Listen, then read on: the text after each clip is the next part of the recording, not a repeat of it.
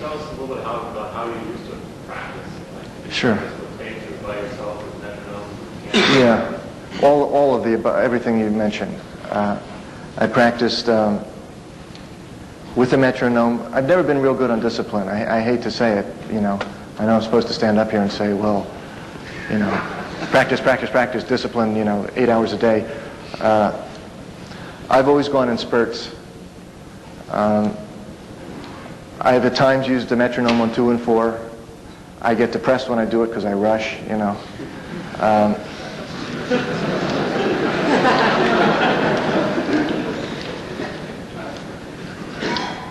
It does help, you know.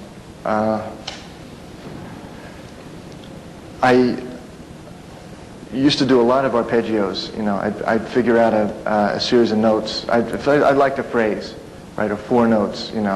I'd put it in major, you know, I do it in whole steps, then do it in minor thirds, do it in major thirds, you know, backwards, you know, just string a bunch of things together, and that helped me quite a bit. You know, as I said, I learned solos. For me, the trick was I played as much as I could. I played along with records, you know, and I spent a lot of time wasting time.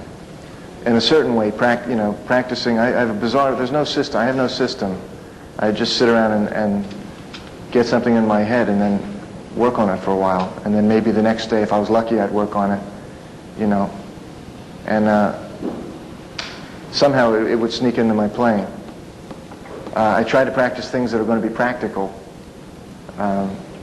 Certain licks, I was talking about earlier, certain licks or certain phrases only sound good in certain keys. I'll learn them in every key, you know, just to know it, but I have to stay aware that I'm really not going to play a certain thing down at the bottom of the horn because it sounds like crud, you know.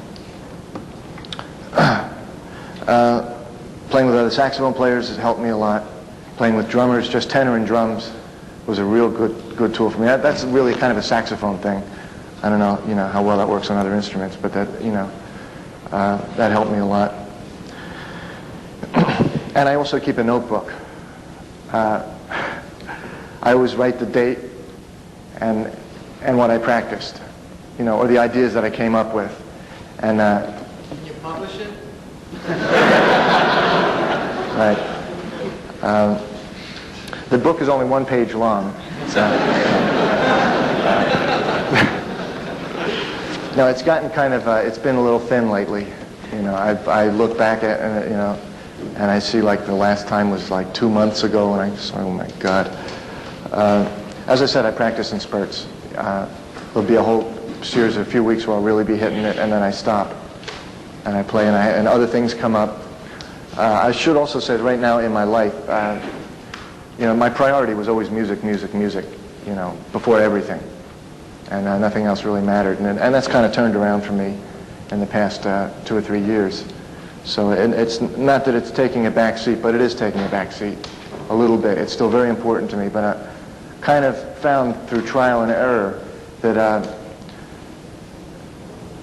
the rest of my life directly affects the way I play, you know, spiritually and mentally. And so I've been trying to keep, you know, trying to stay healthy and keep a good balance, you know, on a spiritual and mental and physical level. And then music fits in, and it's a lot more healthy, you know. I'm just not into killing myself anymore. I tried that route, and it was not happy, you know. I sometimes played well, but I was very miserable. Thank you. Hi. Yeah, why have the Brecker brothers never done a tour of the United States or anything? Where were you? Probably too young. I mean, in the recent years since I've been listening to the Brecker brothers.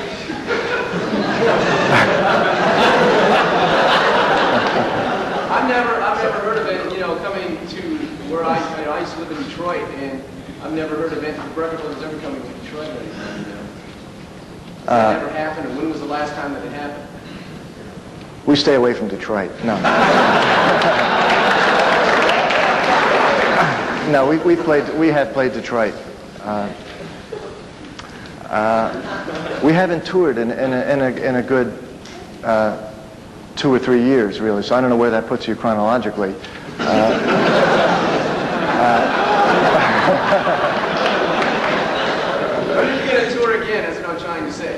I hope soon. Because I've seen you by yourself like probably 10 times, and I've seen Randy by himself like 5 times, and I've never seen you all together. It's in the works. There's nothing definite planned.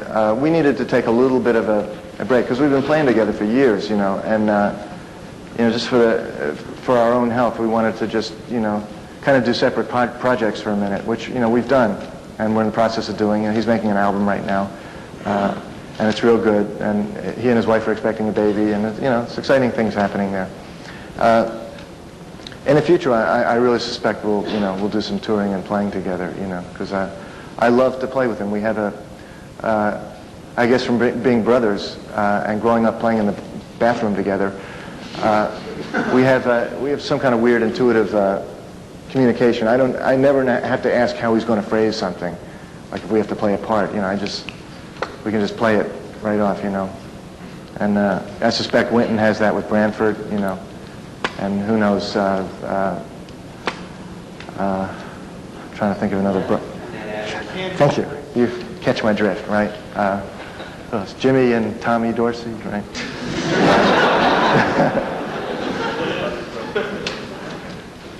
Hi. What was it like playing with Pat Metheny? The question is, what was it like playing with Pat Metheny?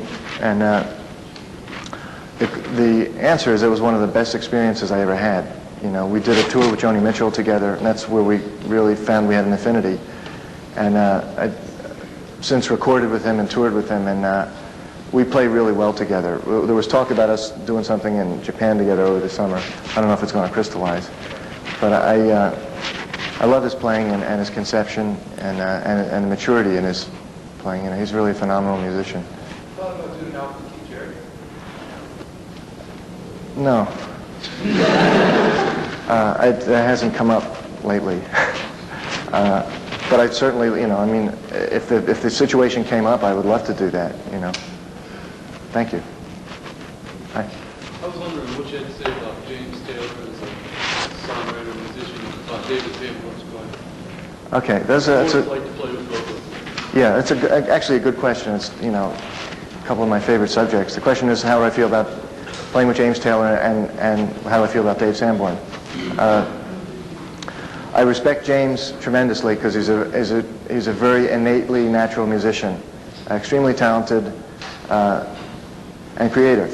He's a real brain in every way. And I liked the recording I did with him because he let us get involved in making up parts and determining where the music was going to go. And whenever a musician does that is in the kind of sales bracket that he's in, it's fun. It becomes real creative, and we enjoy it. As far as Dave Sanborn, he's one of my favorite living musicians, and I'm a complete fan of his. The man can say more in one note, than a lot of people in 10. He just plays amazingly well. He's a real voice. There's something very I don't know the word. I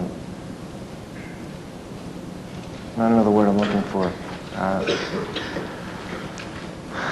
Blank. He has a unique sound, and a gorgeous way of playing lyrically passionate, and it freaks me out. It's a real pleasure to stand next to him and listen to him play, and he's also pretty much my favorite player to play with in a section because we have a real nice kind of way our sounds bond. You would think that they wouldn't blend, but they kind of blend real nicely, I've learned a lot from him. Thank you. Maybe let's play.